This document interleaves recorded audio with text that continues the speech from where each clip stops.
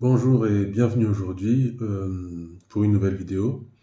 On va parler aujourd'hui de l'installation de Linux parce que comme je disais dans les précédentes vidéos, une des meilleures façons d'atteindre une forme de souveraineté numérique, ce serait d'utiliser le plus souvent possible des logiciels libres. Et donc le logiciel libre par excellence, c'est vraiment Linux parce que c'est l'OS, donc c'est le logiciel le plus important dans la machine. Donc c'est toujours intéressant de pouvoir utiliser Linux et en plus par la suite ça nous permettra de faire tourner des services qu'on va auto-héberger chez soi. Par exemple avoir son propre Google Drive, avoir son propre Netflix. Et ça c'est beaucoup plus facile avec Linux, même si j'ai regardé avec Windows c'est aussi possible, mais je trouve que c'est plus facile avec c'est plus naturel on va dire avec Linux. Donc j'ai longtemps réfléchi à la meilleure façon d'installer Linux. Donc au départ, je comptais faire une sorte de tutoriel sur comment l'installer conjointement avec sa partition Windows. C'est ce que moi j'avais fait à l'époque, je me souviens, ça fait une bonne bagatelle d'années, au moins une quinzaine d'années que j'avais fait ça. Et c'est pas un très bon souvenir, parce que même si c'est pas très compliqué, moi je m'étais trompé et au final j'avais supprimé toutes mes données Windows.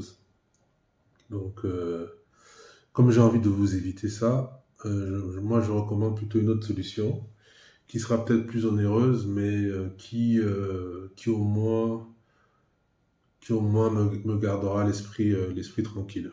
Donc moi, je vous suggérerais d'acheter une Raspberry Pi, c'est un ordinateur qui est plutôt bon marché.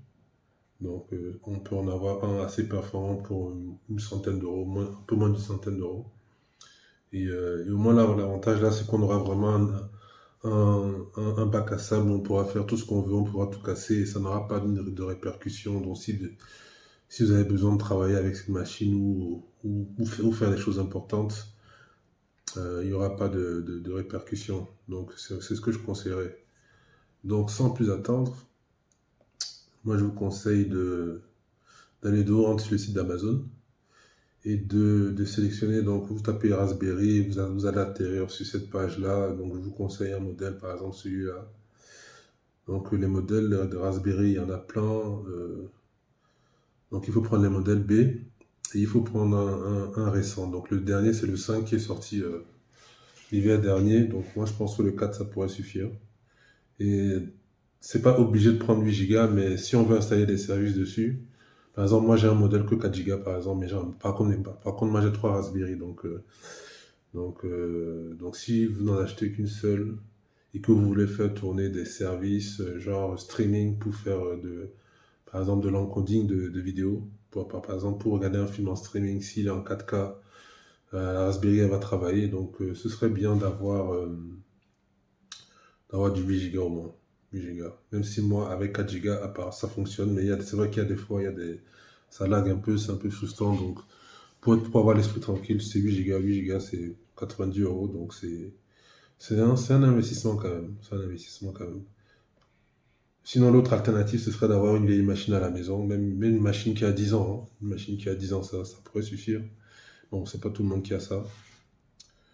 Donc ça, c'est pour la Raspberry. Une fois que vous avez la Raspberry, normalement ici, vous installez Imager. Donc c'est sur le site de Raspberry OS. Et en principe, il vous faut un lecteur carte SD comme celui-là en fait. Normalement, tout le monde connaît ça. C'est lecteur carte SD. Certains ordinateurs nativement l'ont, mais moi le mien l'a pas, donc il a fallu que je me procure un truc comme ça. Ça coûte pas cher. Et une fois que vous avez ça, vous installez. euh, Là, je vais récupérer mon Imager et l'installer.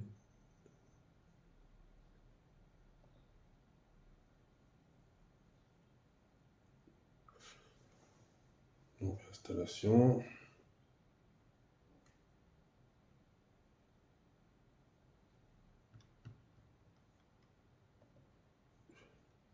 Choisissez le modèle. Bon, si vous avez acheté le modèle 4, bon, choisissez 4, évidemment. Choisir l'OS. Je pense qu'il choisit l'OS. Alors voilà, justement là, c'est important quand même. Alors, vu que j'ai choisi l'option d'installer Linux sur une Raspberry et pas sur votre ordinateur principal, je vous conseillerais de ne pas installer l'interface graphique. Parce que pour la suite, en fait, on voudra utiliser la Raspberry comme à la place des clous qu'on utilise d'habitude, et c'est quand même plus facile de le faire quand ce n'est qu'en ligne de commande. C'est pas obligatoire, mais c'est plus facile, c'est ce que je recommande. C'est ce que je recommande. Donc ici, quel OS on va prendre? On va prendre celui qui n'a pas d'interface graphique. Voilà, c'est celui-là. Celui qui n'a pas d'interface graphique. Donc on choisit le stockage et on fait suivant. Modifier les réglages, ça c'est important. Voilà. Nom d'hôte, en fait, on va choisir un nom d'hôte. On choisit n'importe quoi. Bon, moi je vais choisir. Qu'est-ce que je peux choisir comme nom d'hôte? Je vais prendre Linux tout simplement. Définir un nom d'utilisateur, un mot de passe. Ça c'est très important, ça, le mot de passe. Choisissez un mot de passe. C'est pas grave, vous pouvez choisir un mot de passe vraiment très simple. Parce que la machine est sur votre réseau local, donc il n'y a pas de souci là-dessus. Vous êtes le seul à pouvoir y accéder.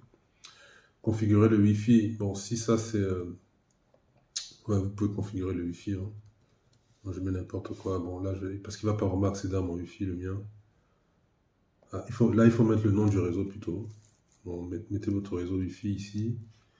Et là, vous mettez votre mot de passe. Votre pays du Wi-Fi.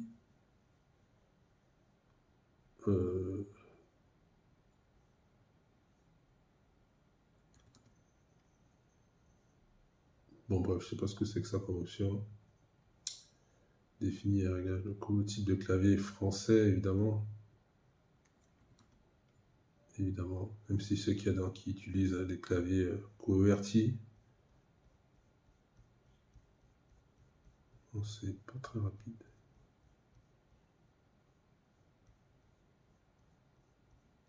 Je vais y arriver.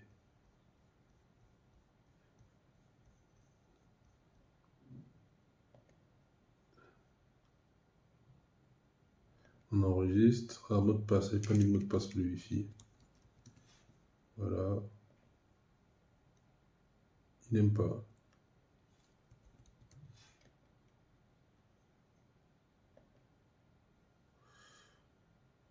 Oui. Oui. Et voilà. Donc l'installation commence. Donc pendant que l'installation va être effectuée, on va aller installer un autre outil qui est ultra important. C'est pour pouvoir se brancher sur la Raspberry. En fait, comme la Raspberry sera en fait en mode serveur, donc vous n'allez pas la brancher sur un écran. Et donc pour pouvoir y accéder, il faudra y accéder d'une autre façon. Donc on va utiliser un protocole qui s'appelle SSH. Donc c'est tout simplement pour se connecter à distance sur la Raspberry et pour pouvoir faire des actions dessus. Et pour ça, on installe Putty en fait. Voilà, c'est ça.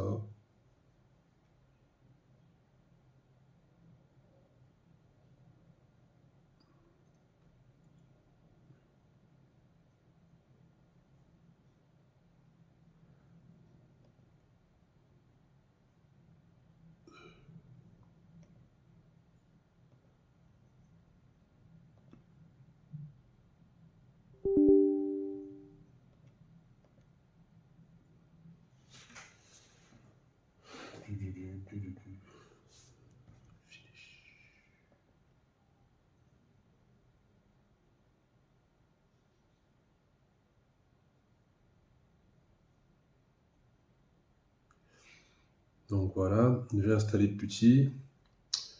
Donc en principe, l'installation n'est pas terminée. Donc on est à 16%.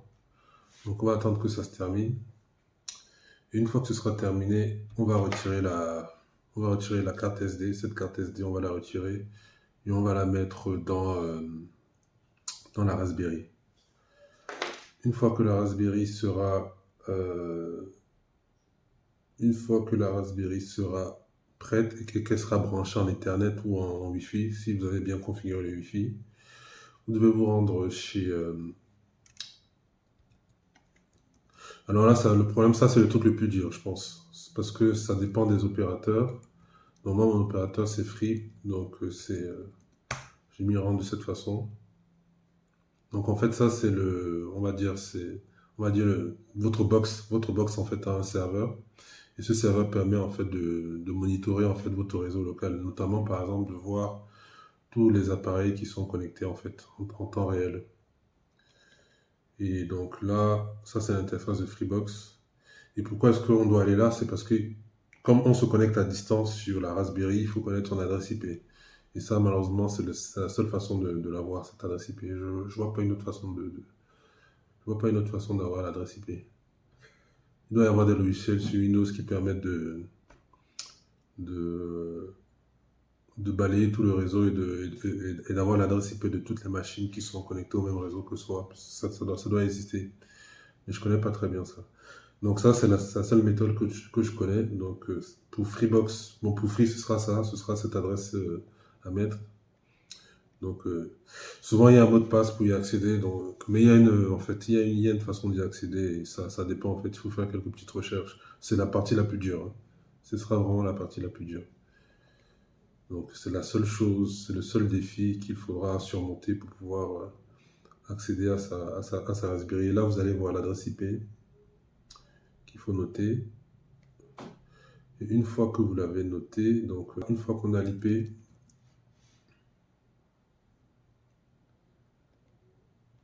donc on va faire la démo en live. Je me suis amusé à retirer le...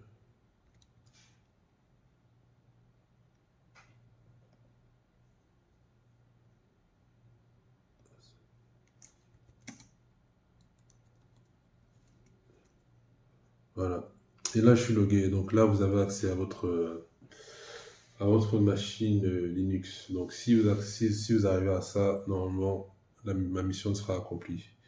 Et on verra la suite dans un prochain épisode.